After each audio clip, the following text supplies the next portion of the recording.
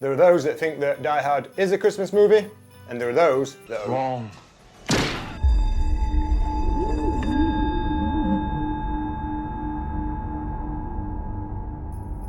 Big train, baby.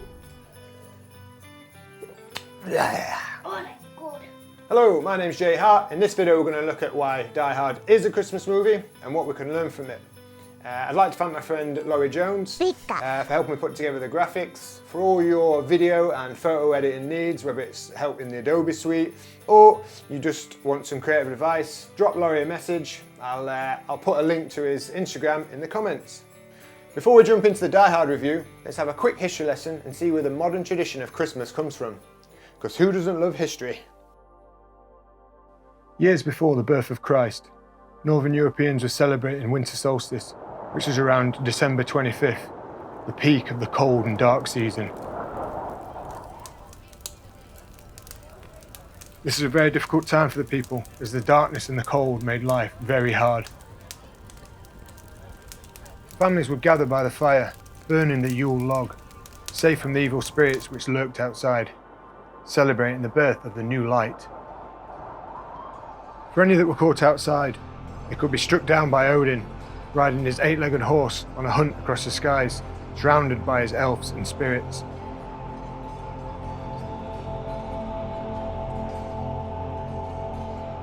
In Rome and Greece, they celebrated the Saturnalia and the Bacchanalia, gods of wine, plenty, and games. They also celebrated the birth of Mithra, the god of the rising sun, who was also born on the 25th of December. If Christmas as we know it is steeped in history, and may well have been corrupted along the way, showing the greed and mistrust that humans can often portray. But I think the earliest traditions hold the true values of Christmas: family and community, coming together and repairing relationships that may have been damaged from the stresses of the year, celebrating the sanctity of the family unit and the importance of working together to protect it from the external forces that would wish to disrupt it. Come out to the coast, we get together, have a few laughs. So this is where we come to John McClane, the main protagonist in the 1980s action movie Die Hard. A tough New York cop, and through clever screenwriting and scripts we learn that John is a tough, macho, but slightly flawed man. And he's flown to LA to reconcile with his estranged wife and family after his wife, Holly, took a high-flying job with the Nakatomi Corporation. Also within the opening sequence, we begin to see some of John's vulnerabilities that despite his best efforts, he can't conceal. This shows that there's more to him than meets the eye than the battle-hardened New York cop so full of bravado. The masculine psychological journey we see John go through is akin to what authors Robert Moore and Douglas Gillette write about in their book, King, Warrior, Magician and Lover, Rediscovering the Archetypes of the Mature Masculine. A book inspired by the Swiss psychiatrist Carl Gustav Jung. The book explains that in order to be a complete man, and when I say a complete man, I mean a man that cultivates himself in such a manner that is good for himself, his family and the community, and willingly tackles difficulties head on. The authors argue that a failure to integrate any of these archetypes into the psyche results in a grim outlook for society. For example, the king archetype is firm but fair, serves his family, lives to promote wisdom, virtue, peace and prosperity within his kingship. A good example of this would be Aragorn, son of Arathorn from the Lord of the Rings series. In my opinion, Aragorn displays all the qualities of a good king, is kind and fair, but also a fierce warrior and leads from the front in battle. If the king archetype isn't integrated into the psyche, its opposite will integrate instead, the tyrant king. The tyrant sees himself as the centre of the universe and is cruel and weak. The slightest consideration about his own weaknesses or vulnerabilities will cause him to lash out at those closest to him. A good example of this in the movies would be Scar from The Lion King, who is deeply jealous of his brother and wishes to replace him and rule the kingdom with fear and hate. As we can see in this scene, as John McClane and his estranged wife Holly share a moment together and begin to reconnect. But the moment is quickly snatched from them as John's inner tyrant feels uncomfortable and creates a conflict, creating an argument with her about her use of her maiden name rather than her married name, and Holly's walls go straight back up. As John's red mist fades, he comes to the realization of what he's just done, and you can see he genuinely feels sorrow as he berates himself, hitting his head against the wall. A situation that most can relate to, I think. As well as John's internal psychological threats, we also have the external threats, portrayed by various characters.